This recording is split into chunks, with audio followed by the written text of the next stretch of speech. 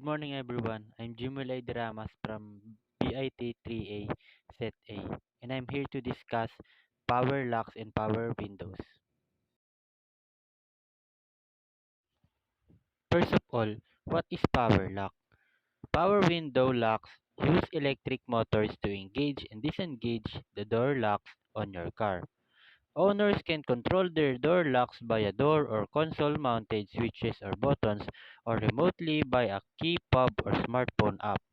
So yung power lock or yung power lock po ang function niya po is siya po yung nagla-lock ng mga cars natin para magkaroon po tayo ng safety sa loob po ng sasakyan.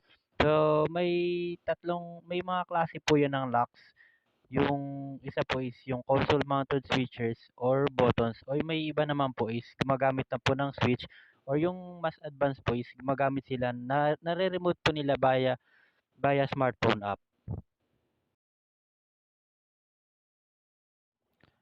Power door locks were introduced on the luxury scripts both in 1914 but were not common on luxury cars until Packard Rain introduced them in 1956. Nearly every car model today offers this feature as at least optional equipment. Principles of power lock. The motor is controlled by an electrical impulse, which may be triggered in a number of ways. By an electronic card reader, by a keypad, or by a wireless remote control sensor.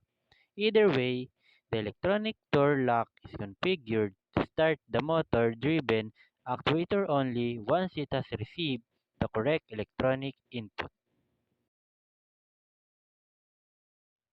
Let's head to the components of power lock. First is door handle or handle strip. The door handle is a traditional means by which a vehicle is opened and closed from inside or outside. The external door strip usually houses the door lock. Door strips are increasingly used as a design element in modern cars. They can be chrome plated or paint finish in the same color as the vehicle. Next is door lock or actuator. The latching mechanism in a vehicle is installed directly in its doors. It contains both a latch and an electric motor actuator which controls the central locking. The latch opens or closes the doors, whereas the door locks or unlocks the vehicle. Today, all door latches are powered by electric drives. Next is transponder. The transponder is usually integrated inside the key bow. It is the means by which the electronic immobilizer identifies that the correct key is being used. The transponder's code is read out as the key nearest the ignition lock.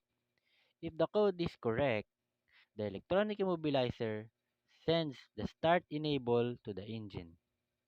Next is key. The basic function of keys and remote controls is the locking and unlocking of doors, luggage, compartments, fuel filler caps, and other more. They are also used to control the door. Remote control Remote controls are being used with increasing frequency in small cars, replacing the function of conventional key to all intents and purposes. A signal transmitter sends a signal or coded order instruction to a receiver inside the vehicle, which usually controls number of functions. Infrared remote controls have a range of up to 15 meters. They rely on direct visual contact between transmitter and receiver. Next is start-stop system traditionally. A vehicle was needed to unlock the steering lock to the, to the start-up engine.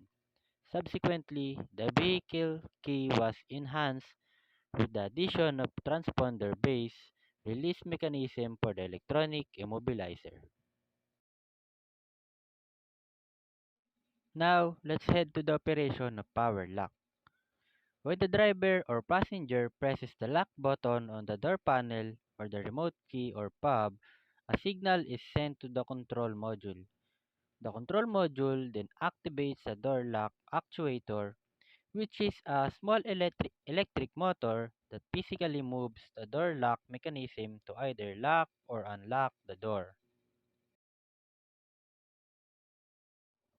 A power door lock actuator is typically positioned somewhere below the latch. A connecting rod attaches to the actuator, and another one connects the latch to the manual knob that sticks out the top of the door.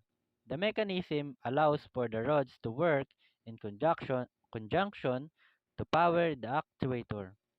Within the actuator, a tiny electrical motor turns a series of gears that drive a rack and pinion gear that set attaches to the actuator rod. The rotational motion of the motor is converted into linear motion. The lock is open. A centrifugal clutch prevents the process from happening in reverse. The bottom line is that your vehicle's power door locks have many moving parts and a lot can go wrong. Now we're done with power lock, let's move to the power window. Before that, what is power window? Power windows are responsible to raise and lower down the window glass with the help of a regulatory button. Unlike manual window regulators, the power windows don't require a person to operate them with a hand crank, which was time-consuming and tiring in comparison. So yung dito naman po sa power windows is siya po yung sa Windows po natin is automatically aangat and bababa na aangat and bababa na po siya through sa mga electrical wirings po natin. Principle of power window. The system usually consists of a two-way control switch wired by two circuits to a motor in each door.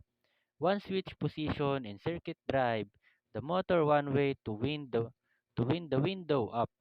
The other switch position and the circuit wind the window down. The switch is wired to the battery, the vehicle's electrical system. Now let's head to its components. Power window switch. This is the control panel located on the driver's side door. It allows the driver to control the opening and closing of the windows with a simple push or pull of the switch window. Next is regulator. The window regulator is responsible for guiding the window glass up and down. It consists of a mechanical mechanism, typically made of metal or plastic, that moves the window glass along a track. Next one is motor. The power window motor is the component that provides the necessary power to move the window glass up and down. It is typically an electric motor that converts electrical energy into mechanical energy, which is used to drive the window regulator. Next one is window glass. The window glass is the actual window pane that moves up and down. It is attached to the window regulator and moves along the track as, as the motor and regulator mechanism operate. Now we're done to its components. Now let's head to its operation. The power window system operates based on the principles of electrical power and mechanical movement. When the driver activates a power window switch by pressing or pulling it, an electrical signal is sent to the motor. This signal energizes the motor, causing it to rotate, move the window regulator. As a regulator moves, it pushes or pulls the window glass along the track, resulting in the opening or closing of the window. The power is fed to the driver's door. The power comes into the window switch control panel on the door and is distributed to a contact in the center of each the door, or two depending on the type of the vehicle. Window switches. Two contacts, one on either side of the power contact, are connected to the vehicle ground and to the motor. The power also runs through the lockout switch to a similar window switch on each of the other doors. Now we're done by discussing the power locks and power windows. I hope you learned something new from this.